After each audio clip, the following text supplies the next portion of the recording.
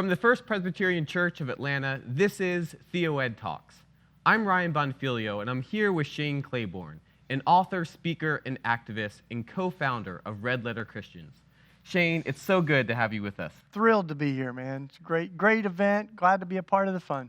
Great. Well, I just wanted to ask you a couple questions about your TheoEd talk, Resurrecting Church. And I was struck by the title, because typically the only things that resurrect or need resurrecting are things that are dead, or at least on their deathbed. And so I wondered if you would just start by saying, like, what is it about the church today that's dying, or again, is in need of maybe some special care? Yeah, well, I mean, there's certainly the big picture, but there's also the specificity to what happened to us in Philly, where our community started in an abandoned Catholic building where there were homeless families, moms and kids living there. So it's kind of ironic that our vision for the church started in the ruins of this abandoned church. And but I think, as you kind of lean out from that, you see that, boy, young people are leaving the church in droves. There's a lot of institutions that are hemorrhaging. The biggest group of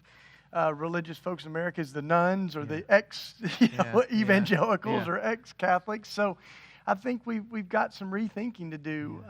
But this is nothing new, and I think that's the idea of resurrections at the heart of our faith. It's also true that every few centuries the church gets in a funk, and as some folks have said, we need a rummage sale. We got to get rid of the clutter, and we got to stay true to what we know are the kind of treasures of our faith. Yeah, that's Phyllis Tickle, who says every 500 years or so, the church goes through this rummage sale, and if you do the math, we're about due for one right about now. So I wonder, and this is a big question, but what does that new thing look like? Or what are some elements of that new thing? As the church and the body of Christ becomes resurrected and becomes this new thing in the 21st century, how will we recognize it? What will it be about? Some of my friends, one of my friends, Chris Haw, he wrote a book about his own journey back to Catholicism. He said, a couple of decades ago, it was like we were on a kayak, we're down this wild river, and he said, I realized that we're actually on a rowboat, and we've got to look back in order to move forward. And that's been true of us, that part of what happened is we realized the future of the church is in remembering our past. So we're really inspired by the early church in the book of Acts, where it says that all the Christians shared everything they had and they met. The church was really lived out of dinner tables and living rooms. It wasn't about mega church. It was about micro church, and it was about really making the gospel good news and accessible on the ground, not just compartmentalizing it to a meeting on Sunday morning. Yeah, and that's a really powerful idea. I know in the ancient Near Eastern world, there was an idea that the future was always behind you, because it gave this sense that you're always facing the past. You're moving towards the future, but the future is behind you. And I think so often in our world, we think of the future as being what's ahead of us. But there's so much about where we're headed that has to do with understanding where we came from. Yeah, and, for sure. And what things look like before. Yeah. But I think at the beginning of that, too, is looking in the mirror and being honest about where we're at. And where we're at is at least I think in the church in North America, there's some very troubling signs, especially from white evangelicalism, which is what I was raised in here in the down in Tennessee, and we've become known for some of the things that Jesus was very adamantly against. Sometimes evangelicals have become more known for what we're against than what we're for, and more for who we've excluded than who we've embraced. And so I'll talk about that a little bit tonight. Yeah. So that brings me to another question. I'm sure you've heard of it before, but there's this well-known quip about religion, that it's there to comfort the afflicted, but also to afflict the comfortable. And I wondered, especially if that latter half, the idea that religion is there and the gospel and Jesus is there to afflict the comfortable, how does that resonate with your sense of the revolutionary nature of what the gospel ought to be and do to us? Oh, yeah, absolutely. I look at the gospels and Jesus saying things like, the kingdom of God is like this. The mighty are cast from their thrones, the lowly are lifted up, the last are first, the first are last. Jesus says to the religious elite, he says, the tax collectors and the prostitutes are entering the kingdom ahead of you. You're like, whoa. But I'm a preacher. Wonder why I got in trouble. And I think of Joan Chittister, she said, Jesus consistently includes the excluded and challenges the chosen. Right? So whenever we think we are the hub of everything God's doing in the world, we better be cautious, because that's the self-righteousness that's so toxic.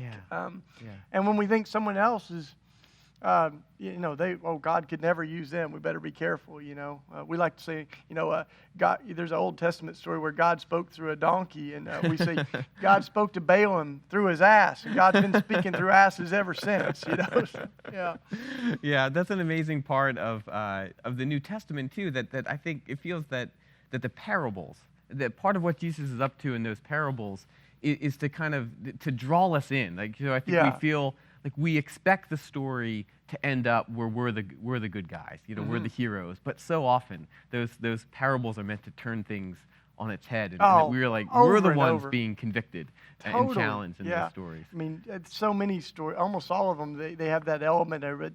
Doesn't get any better than the Good Samaritan, where it's all the religious folks that are ignoring the person that's got beat up in the ditch. And I always say maybe they were late to a church board meeting or something, but they walk to the other side, they keep going.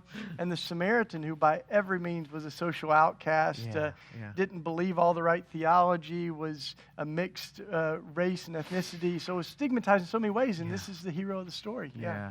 And so, Lexi, I was going to ask you about the Good Samaritan anyway, so I'm glad you brought it up. That's a classic story in the Gospel of Luke, and so often I've heard it taught and preached on where, of course, the lesson is, we need to all be more like the Good Samaritan, in that we need to stop and aid the person on the side of the road, and that's a beautiful and transformative message. But I'm reminded of how Martin Luther King Jr. talked about that passage, and he said it's one thing to keep pulling up, to be the Good Samaritan and help the person on the side of the road, but at some point we also have to start thinking, what's going on with the road to Jericho that keeps leaving people in the ditch? How does, especially what Martin Luther King Jr. does with that, how does that resonate with your sense of how to approach poverty and other issues in the world today? Oh, yeah. Well, I think we're very good often in the church at the work of compassion or charity or lifting people out of the ditch, but it's a whole another thing to say we need to rethink this whole road to Jericho. We got to ask why people are landing in the ditch. We got to take the foot off their neck that's holding them down, so that's very much, I think, of the role that the church has been all through history at its best, is interrupting these patterns of injustice. And what a great parable for our time. I mean, it's a parable of violence, too, someone that is a victim of violence. And scholars say the two ways you could identify the person beat up were ripped from them: their clothing, they're left naked, and they're left unconscious, so you couldn't tell by their language or dialect. And the point being, this is a human being that matters to God. And we don't know their sexual identity. We don't know their religion. So I think it's an amazing parable, and it's also an invitation to say, what is landing people in the ditch? Because we can't just keep offering prayers and condolences around gun violence. We need to get up off our knees and do something about it too. That's right. When people say prayer, all we can do is pray, I think they're lying sometimes, because we need to pray, but there's often a whole lot of other things we can do too. But that whole lot of other things, though, it's hard. It's hard work, right? So that road to Jericho work, it's long, it's hard, it requires us not just sending money or giving a gift. It usually requires us to show up and get our hands dirty and be invested and involved in community in an incarnational way. I mean, that's challenging, right? That means that we have to change in order to really engage these issues of oppression. Absolutely. And we got to walk on the streets where people still get beat up. And part of what's happened in our world is we've moved away from those neighborhoods or those streets. Everything's pulling us away from the suffering. But one of the things that's so central to Jesus is, just as this whole world is kind of moving us away from the suffering of the world, Jesus is moving us towards it. Jesus is moving us towards the ditch, towards those who have been suffered the brunt of oppression and injustice. And I heard a preacher once say, if we find ourselves climbing the ladder of success and upward mobility, we should be careful, or else on our way up, we'll pass Jesus on his way down. The whole story is about God leaving the comfort of heaven and being born a refugee and dying on a cross. So that's what we're called to follow. Because Jesus is always on that long journey to the cross. And that's where, of course, that's where we encounter the Good Samaritan story, is in Jesus' own road to Jerusalem and to cross and to Right, death right. and to suffering. And so it's an important reminder about how that works in Christianity. Yeah. So you are, of course, many people know you from your books. You've written, I think, 8 books or so. I've lost I track, take your but word there's for a it. number of Yeah. them. You speak all over the world in ways, but you're not just an author. You're not just a speaker. You're an activist. You're embedded and involved in communities, and many times that means that you are protesting issues of injustice on a wide range of things. And so I wondered, because it seems that, and I think this is a good trend in many ways, that the idea of social protest is growing. There's more and more energy and interest behind it, especially in younger generations. What makes a good protest? What does it do? Why is that a way, and I know not the only way, but why is that a way that would make sense for a Christian to respond to issues of injustice? Well, I want to just rewind just a little bit and say part of what fueled my passion to get in the streets and to protest and to do something about why people keep ending up in the ditch is that what starts as compassion and relationship often creates a fire in our bones where, like, when gun violence isn't just an issue to debate, but when I can literally walk you through our neighborhood and tell you the stories of people killed on every single corner, like, you start to go, we want to know where the guns are coming from, and we want to do something about this violence plaguing our neighborhoods. So I like to think of some of the policy stuff as an extension of, like, loving our neighbor as ourselves. Like, loving my neighbor as myself means giving people food, but it also means asking why people are hungry to begin with. And so Martin Luther King, who's been an incredible teacher when it comes to public witness and prophetic actions, he used to say essentially that good protest, what it does is it exposes injustice and makes it so uncomfortable that people can't help but respond. And when you see people being squirted with water hoses, or dogs jumping on people, or folks being, they're grieving, being met by militarized police and those things, what it does is it begins to really expose like those dynamics of power.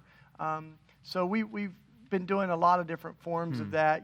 Part of what we've been doing, and I don't want to let the cat out of the bag, but we've been taking semi-automatic assault rifles, and we've been melting them down publicly, and we've done them with victims of violence. We've done them with hunters that are still against AK-47s on our streets. We've done them with police officers, and there's something powerful about that public lament that something is wrong. So I think it really, we're going for people's hearts, and I also think that we're not, we don't say we're protesting as much as we're protestifying, right? We're proclaiming that it doesn't have to be this way. Oh, interesting. That another world is possible, and it begins with us. And that's that beautiful image of beating swords into plows. It actually begins with people. It's not the politicians that change things. It's the people that beat their weapons into tools, and that's what we're really trying to do, is saying change begins with us. Yeah.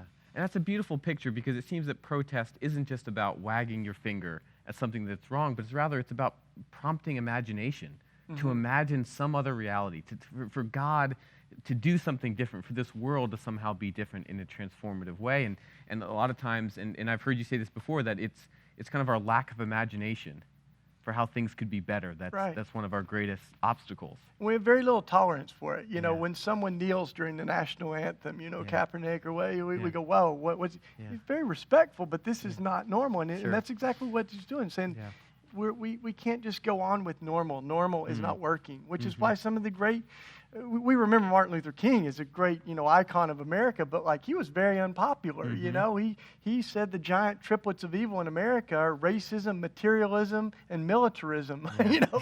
He called some things out. And at one point people said, you're maladjusted. And he goes, darn right, I'm maladjusted. We've become way too adjusted to racism and inequity and violence. Like, we need some maladjusted people in the world right now. Yeah, that makes sense. And I just think that's who the prophets were in the Old Testament. They were maladjusted people. They were unpopular people who wanted to hold up a mirror to the world about issues of injustice and particularly around poverty and economic oppression and violence. It's there so prominently in those pages. But so it's amazing to me as a church and as Christians, we can often spiritualize the prophets and say that all they really wanted was for us to love Jesus. Well, maybe they wanted that too, but they were dealing with real contextual issues in their day that are not unlike what we see in our community. They got killed. They went to jail. Right. People hated them. That's right.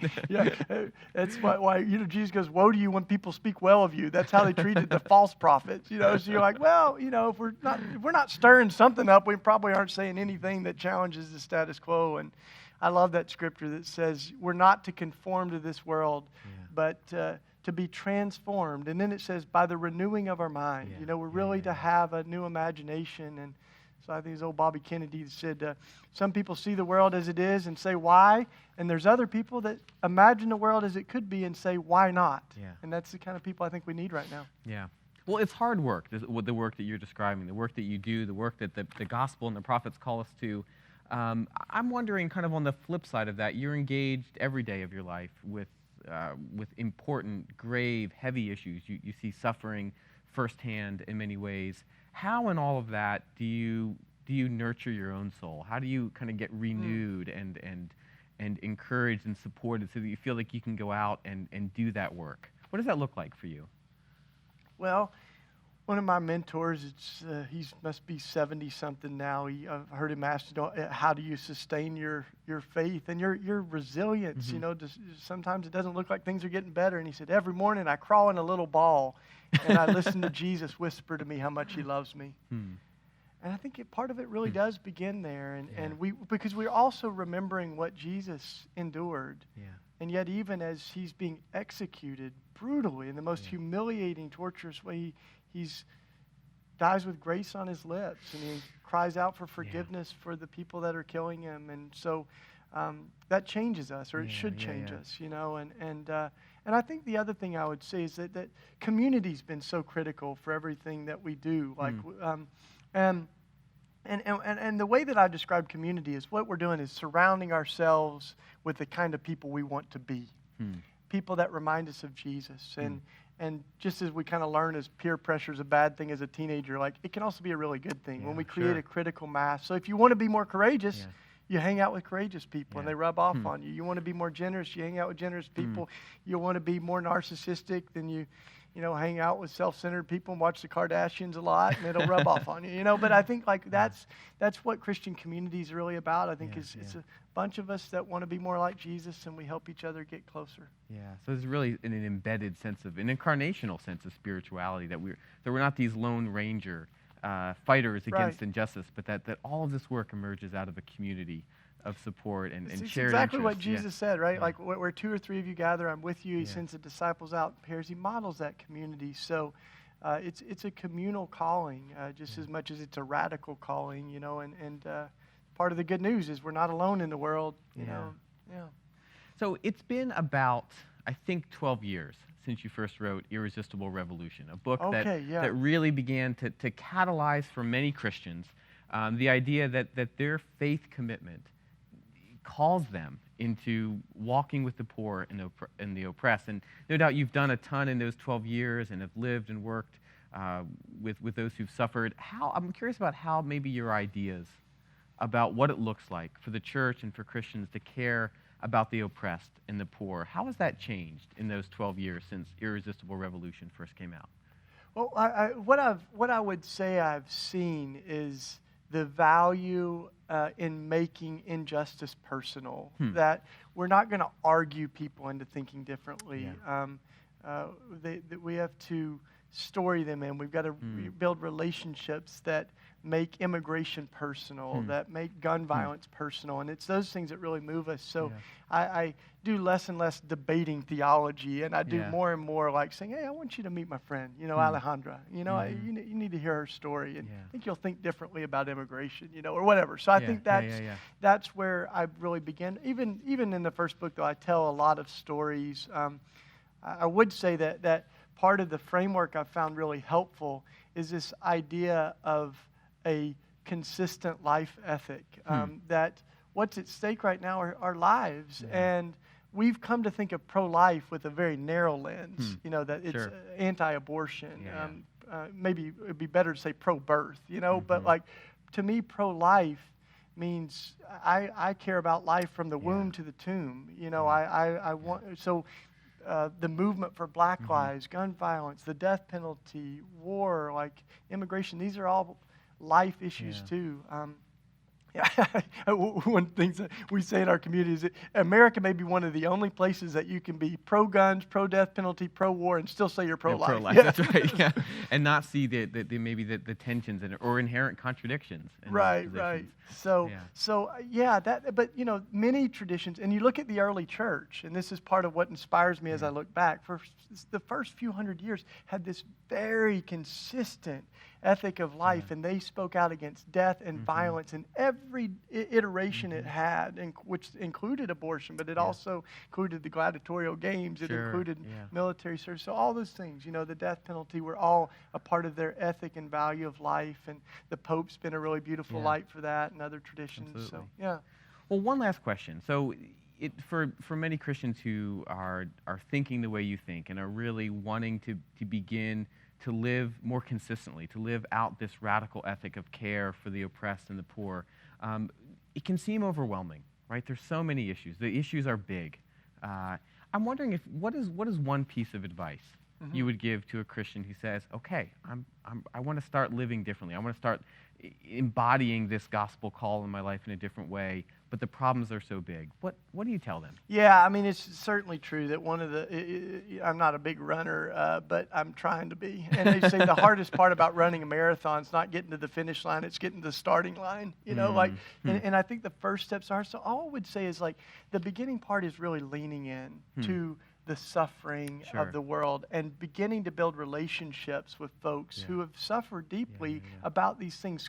So I'm less interested in people caring about issues. I'm more interested in people caring about people, you know, and really, so I think that begins when our relationships change. And because I think our biggest challenge in the church and maybe even in the world is not a compassion problem, but it's a relationship problem. It's not that we don't care about people. We just often don't know them. So we talk about Muslims or immigrants or whoever, like gay and lesbian folks in a very abstract sense. But when those things become personal, we talk differently, and it also affects us differently. Yeah. Well, that's great, Shane. Thank you so much for your time. It's great to have this conversation for you, and thanks so much for being a part of TheoEd Talks. Absolutely. Great.